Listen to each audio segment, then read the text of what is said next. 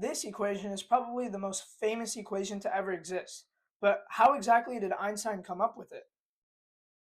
We first have to start off with this equation, which is called the energy-momentum relationship because it relates the energy of a system with its momentum. You can already see an E, M, and C in the equation, so we're getting pretty close, but we're not quite there yet. The mass in this equation is known as the rest mass, or the mass of the object as zero velocity. This equation works for normal objects, but not for light. Light travels at, well, the speed of light, and according to the special theory of relativity, for something to travel at the speed of light, it must have no rest mass.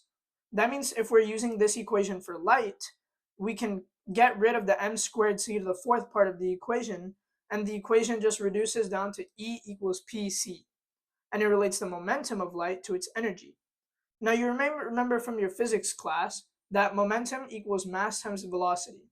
Does this mean that light has mass? I thought we just said that light doesn't have mass. Huh? Well, light doesn't have rest mass, but it does have something called relativistic mass.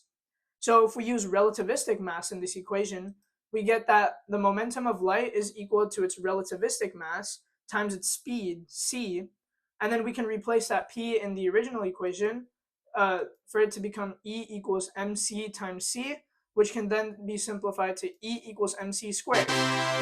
However, this isn't the exact derivation that Einstein used, and I will post a longer video deriving it exactly the way that he did.